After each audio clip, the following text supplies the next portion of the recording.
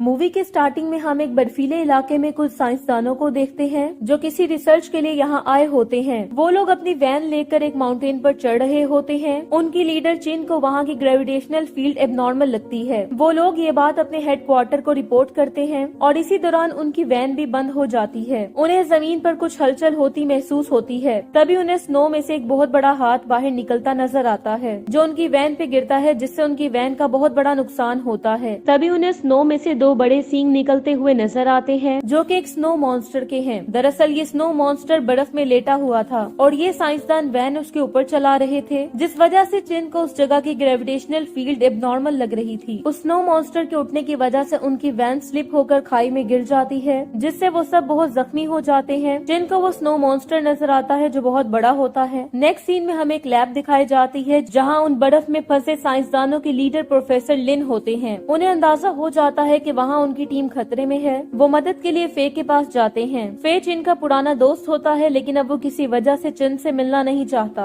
और इसी वजह से वो प्रोफेसर लिन की मदद करने से इनकार कर देता है। लेकिन जैसे ही उसे पता चलता है कि चिन की जान खतरे में है तो वो मदद करने के लिए मान जाता है। अब वो एक टीम बनाकर वहाँ पे पहुँचते हैं जहाँ पे उन्हें चिन की वैन की आखिरी लोकेशन मिली थी। वो लोग एक बहुत ही पुराने टेम्पल में आते हैं। फे एक आर्कियोलॉजिस्ट है जिसे ये जगह बहुत अजीब लगती है क्योंकि यहाँ इसका कोई भी टूल काम नहीं कर रहा होता। वो अपने बैग से एक मैप निकालता है और देखता है कि यहाँ के सारे पिलर्स एक अजीब सा नक्शा बना रहे हैं। अब फे को उस मैप की मदद से उन पिलर्स में एक स्विच मिलता है जिसे फे दबा देता है। अब देखते ही देखते जमीन से बहुत से पिलर्स निकलने लगते हैं और वहीं जमीन में एक बहुत बड़ा गड्ढा बन जाता है जिसमें वो सब गिर जाते हैं। नीचे गिरने से उनका कोई नुकसान तो नहीं होता, लेकिन उनका कनेक्शन हेडक्वार्टर से टूट जाता है। उन्हें वहाँ नीचे कुछ इंसानी ढांचे नजर आते हैं। फे के अकॉर्डिंग वो हजारों साल पुराने हैं। मजीद उन्हें देखने के बाद फे बताता है कि ये ढांचे किसी बादशाह की फौज के हैं जो हजारों साल पहले यहाँ मर चुके थे। फे को उन ढांचों के सर के पीछे बहुत बड़े सुराख नजर आते हैं जो उसे समझ नहीं आ रहा होता कि वो क्यों है। वो उस गुफा में आगे बढ़ते हैं, तभी उनका एक साथी वहाँ गिर जाता है। वो जब उसे देखते हैं तो उन्हें उसके सर के पीछे एक बहुत बड़ा सुराख नजर आता है। तभी उन पर आदमखोर परिंदे हमला कर देते हैं। वो सब उन पर बहुत फायरिंग करते हैं। सब लोगों की गोलियां खत्म हो जाती हैं और वो अपनी गन्स रीलोड कर रहे होते हैं। तभी फे देखता है कि एक आदमी अभी भी फायरिंग कर रहा है और वो सारे परिंदे उस पर हमला कर रहे हैं। तभी उसे पता चलता है कि परिंदे देख नहीं सकते बल्कि आवाज सुनकर हमला करते हैं। फे उन सब सोल्जर्स को चुप रहने का इशारा करता है। वो वहाँ से निकलने का रास्ता ढूंढ रहे होते हैं कि तभी फे के दोस्त की कॉल बजती है, जिससे वो सब परिंदे दोबारा से उन पर हमला कर देते हैं। वो सब वहाँ से बाहर की तरफ भागते हैं। फे अपनी पॉकेट से एक बम निकालता है और उस गुफा में बम फेंक कर बाहर की तरफ छलांग लगा देता है। गुफा से बाहर निकलते ही प्रोफेसर लिन अपने कंपास को देखते हैं, जिससे उन्हें वहाँ की ग्रेविटेशनल फील्ड एबनॉर्मल लगती है। तभी फे को वहाँ स्नो में गाड़ी की हेडलाइट्स मिलती हैं, जिससे वो अंदाजा लगाता है कि शायद चिन की वैन यहीं गिरी होगी। तभी टीम के एक दूसरे मेंबर को बर्फ में एक कैमरा मिलता है। वो कैमरे में रिकॉर्ड एक वीडियो देखते हैं जिससे उन्हें कंफर्म हो जाता है कि चिन की वैन यहीं गिरी थी और चिन अभी तक जिंदा है। इसी दौरान एक टीम मेंबर को बर्फ में कोई चीज अपने पास आती दिखाई देती है और तभी बर्फ में से एक बहुत बड़ी शार्क हवा में आती है और एक ही हमले में पूरे इंसान को निगल लेती है। वो लोग उस शार्क को शूट करने लगते हैं, लेकिन बर्फ में होने की वजह से उस शार्क को कुछ भी नहीं होता। वो शार्क एक दफा फिर उन्हें खाने के लिए बर्फ में से निकलकर हवा में आती है, लेकिन तभी उनकी मदद के लिए स्नो मॉन्स्टर आ जाता है। वो उस शार्क को हवा में ही पकड़ लेता है और उस शार्क को चट्टानों में इधर उधर मारता है और फिर उसे खाने लगता है। वो सब टीम मेंबर्स बहुत हैरानगी से उस स्नो मॉन्स्टर को देख रहे होते हैं। इसी हैरानी और घबराहट में एक सोल्जर से गन चल जाती है, जिससे उस मॉन्स्टर का एक सींग टूट जाता है। अब उस मॉन्स्टर को बहुत गुस्सा आ जाता है और वो अपने दोनों हाथ पहाड़ पर मारता है, जिसकी वजह से वो सब दूर जा गिरते हैं। अब वो सब स्नो मॉन्स्टर पे फायरिंग करने लगते हैं।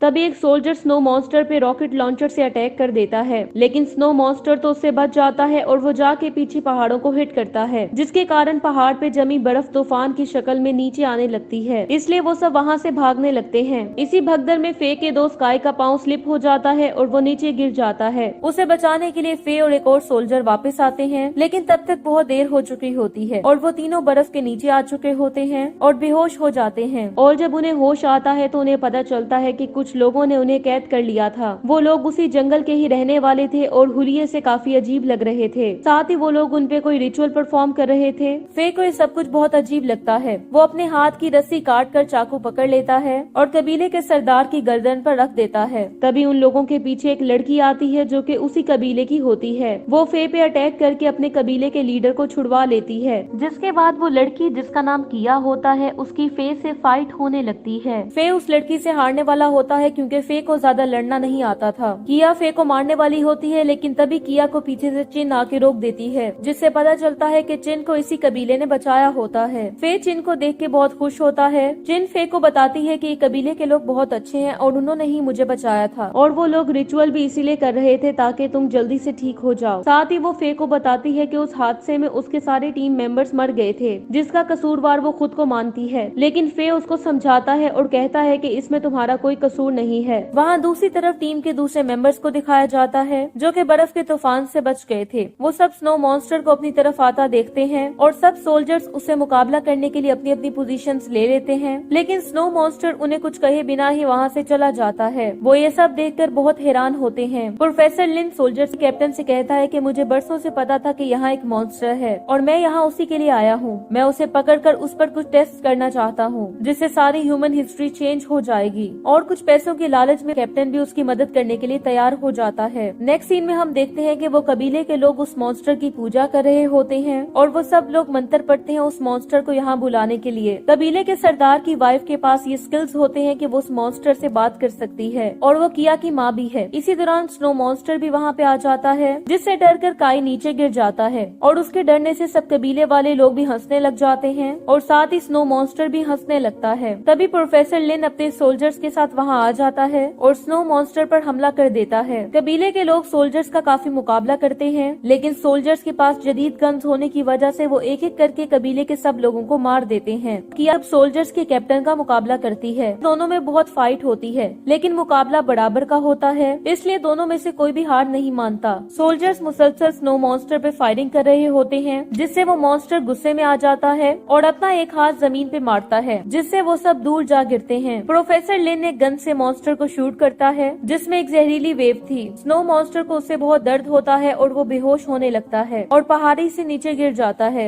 यहाँ सोल्जर्स सब कबीले वालों को होस्टेज बना लेते हैं। जिन प्रोफेसर लिन से पूछती है कि आप ये सब कुछ क्यों कर रहे हैं, जिसपे लिन बताता है कि मॉन्स्टर कुदरत का एक शाहकार है, उसे पकड़कर हम अपनी टेक्नोलॉजी में बहुत इजाफा कर सकते हैं। और अब प्रोफेसर लिन कबीले की सरदार पर गन तान कर उसे वही मंत्र पढ़कर मॉन्स्टर को यहाँ वापस बुलाने का बोलता है। वो मंत्र पढ़ने से इनकार कर देती है, जिससे प्रोफेसर उसके हस्बैंड यानी कबीले के सरदार को गोली मार देता है, जिससे वो बहुत दुखी हो जाती है। प्रोफेसर लिन फिर उनको पहाड़ी से नीचे ले आते हैं, जहाँ वो मॉन्स्टर बेहोश होकर गिरा था, लेकिन वो उन्हें नहीं मिलता। तभी उनपे खूनख्वार बर्फीली शार्क्स फिर से हमला कर देती हैं। वो सब उन शार्क्स पर गोलियां चलाने लगते हैं, लेकिन बर्फ में होने की वजह से उन शार्क्स को कोई भी नुकसान नहीं होता और वो शार्क्स उन पर हावी हो जाती हैं। प्रोफेसर लिन अपनी उसी वेव गन से बर्फ में शूट करता है, जिसके बाद बर्फ में काफी जगह खून नजर आता है, जिससे पता चलता है कि उस शूट की वजह से बर्फ में काफी शार्क्स मर चुकी हैं। प्रोफेसर लिन अपनी उस कामयाबी की वजह से हंसने लगता है और वो किया की मदर को बोलता है कि अभी स्नो मॉन्स्टर को यहाँ बुलाओ, वरना तुम्हारी बेटी को गोली मार दूंगा। अब वो किया पे गन तान लेता है, लेकिन किया हमेशा से खतरों से खेलती आई थी। वो प्रोफेसर को धक्का देकर नीचे गिरा देती है, जिसमें कैप्टन उसे शूट करने के लिए उस पर गन चलाता है। तभी उसकी माँ उसके सामने आ जाती है और गोली उसे लग जाती है और किया की मदर के मरते ही स्नो मॉन्स्टर को भी ये पता चल जाता है कि प्रोफेसर लिन की टीम ने किया की मदर को मार दिया है। अब स्नो मॉन्स्टर वहाँ पे आ जाता है, लेकिन इस दफा वो बहुत गुस्से में होता है। सब सोल्जर्स उस पर गोलियां चलाने लगते हैं, लेकिन उस पर गोलियों का कोई भी असर नहीं होता। स्नो मॉन्स्टर गुस्से से हर चीज को अपने पाँव के नीचे दे रहा था। प्रोफेसर लिन भी उसके पाँव के नीचे आने वाला होता है, लेकिन वो जंप करके बच जाता है। मॉन्स्टर अपना हाथ नीचे जमीन पे मारता है, जिसकी वेव से सब सोल्जर्स दूर जा गिरते हैं। किया अपने पेरेंट्स की मौत का बदला लेने के लिए कैप्टन पर हमला कर देती है और एक बार फिर दोनों में बहुत फाइट होती है। स्नो मॉन्स्टर एक सोल्जर को पकड़ के खाने ही वाला होता है कि तभी एक रॉकेट से उस पर हमला हो जाता है, लेकिन इस दफा ये हमला प्रोफेसर लिन की टीम ने नहीं बल्कि फाइटर प्लेन्स ने किया था। मॉन्स्टर अपने एक ही पंच से एक प्लेन को तबाह कर देता है। इसी चीज का फायदा उठाते हुए प्रोफेसर लिन एक दफा फिर स्नो मॉन्स्टर पे अपनी गन से हमला कर देता है। लेकिन इस दफा मॉन्स्टर को ज्यादा फर्क नहीं पड़ता। प्रोफेसर मॉन्स्टर को ज्यादा नुकसान पहुंचाने के लिए अपनी गन को दोबारा रीलोड करता है। तभी चिन पीछे से आकर उस पर गन तान लेती है और उसे ये सब पागलपन बंद करने को बोलती है, लेकिन प्रोफेसर एक ही झटके में उससे गन छीनकर उस पर तान देता है। प्रोफेसर चिन की तरफ बढ़ता है, जिससे चिन स्लिप होकर पहाड़ी से नीचे गिरने लगती है, लेकिन फे उसे आके पकड़ लेता है और उसे नीचे गिरने से बचा लेता है। इससे पहले कि वो दोनों नीचे गिरते, उनका दोस्त काई उनकी मदद करता है और उन्हें दोबारा ऊपर खींच लेता है। ऊपर आते ही फे रॉकेट लॉन्चर की मदद से उस फाइटर प्लेन को टारगेट करके उस पर हमला कर देता है, जो स्नो मॉन्स्टर पे अटैक कर रहा था। यहाँ हम देखते हैं कि किया और कैप्टन के दरमियान अभी तक फाइट हो रही होती है, लेकिन किया बहुत जख्मी हो चुकी थी। वो किया को मारने ही वाला होता है कि तभी वहाँ काई आकर कैप्टन को जोर से धक्का देता है, जिसके बाद कैप्टन अपना सारा गुस्सा काई पर उतारता है और उसे बहुत मारता है। अब किया को मौका मिल जाता है कैप्टन को मारने का। वो उस पर हमला कर देती है। अब काई और किया मिलकर कैप्टन को मार देते हैं और किया अपने पेरेंट्स की मौत का बदला ले लेती है। दूसरी तरफ हम देखते हैं कि फेक रॉकेट लॉन्चर से दूसरे प्लेन को भी तबाह कर देता है और उस तबाह हुए प्लेन का एक टुकड़ा प्रोफेसर लिन पर आ गिरता है, जिससे वो बहुत जख्मी हो जाता है। प्रोफेसर फिर भी हार नहीं मानता और वो अपनी गन से स्नो मॉन्स्टर को शूट करने ही वाला होता है कि तभी मॉन्स्टर अपना हाथ जोर से उस पर मारता है, जिससे प्रोफेसर लिन मर जाता है। अब स्नो मॉन्स्टर के सब दुश्मन मर चुके होते हैं। स्नो मॉन्स्टर चिन, फे और काई की तरफ देखता है, जो कि बहुत ज्यादा जख्मी होते हैं। उसे उनको जख्मी हालत में देख के बहुत बुरा फील होता है, लेकिन वो उनके लिए कुछ कर नहीं सकता। स्नो मॉन्स्टर अब वहाँ से चला जाता है। चिन, फे और काई भी वहाँ से जाने लगते हैं और बाकी बचे कबीले के लोगों से मिलते हैं। वो लोग जाते हुए ज्यादा खुश नजर नहीं आ रहे होते, क्योंकि उनकी वजह से कबीले वालों ने बहुत नुकसान उठाया होता है और किया के पेरेंट्स भी मारे जाते हैं उनकी वजह से। इसी के साथ ये मूवी एंड हो जाती है। Thank you so much for watching.